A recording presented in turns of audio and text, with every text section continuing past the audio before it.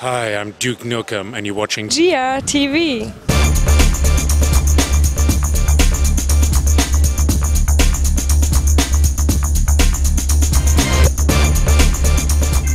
the depths of space, a giant meteor hurtles toward planet Earth. Mushroom Men, the Spore Wars, is set on the Nintendo Wii, and it actually chronicles the story of Pax, our hero character, as he tries to progress through the environment to collect this meteorite chunk that he needs to replace in his tribe, in his village, that he accidentally absorbed.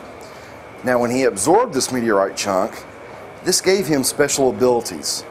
And one of those is the Will of Spores, where he's able to project this Will of Spores on certain infected vegetation to manipulate them. Now, if you notice on the screen, I've got this reticle that I move around with the Wii remote. This is pretty much your heads-up display for the whole game. We really wanted to convey a sense of how small the character is in this huge, oversized world. So as Pax progresses, he gets to encounter all these different obstacles that the humans pretty much just take for granted, you know. And in here, he stumbles upon this old abandoned shed. Now the shed has been overrun with kudzu vines that are being attacked by these rabbits that have kind of become addicted to the spore juice flowing in their vines. So the kudzu are telling Pax, please help us get rid of the rabbits, because if you don't, we're going to keep you in this shed. So for this level, Pax must figure out a way to get rid of the rabbits, to get through this level so he can progress back to where he needs to go to get to the meteorite chunk. Now, to help Pax along the way is combat maneuvers that he can do. Now, one of the things that he can do is he can use his cap as a defensive shield. So he'll go into a defensive stance to block enemy attacks, or he also has an evasive roll that can help him get away pretty quick from certain attacks.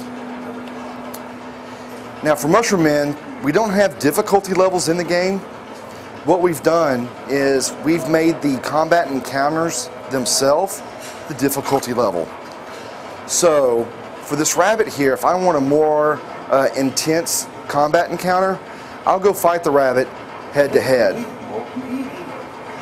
Or, as the kudzu have just pointed out, there are certain obstacles or certain objects within the environment that I can use to make the job just a little simpler. But I'm going to go ahead and try and do combat with the rabbit himself. So as you see, I'm able to block his attacks while I attack. And if you notice, I've got caps missing from the pieces missing from his cap. That's the damage indicator for Pax, for the player. So when all the pieces are missing from his cap, the player knows that he's got one hit left before he dies. So I tried to battle the rabbit, didn't succeed, so now I'm going to use what the kudzu have pointed out, one of my spore powers, which is telekinesis.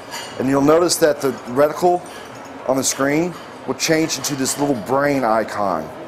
So by initiating my telekinesis, I'm now able to knock over the fan on top of the rabbit to easily solve this combat encounter.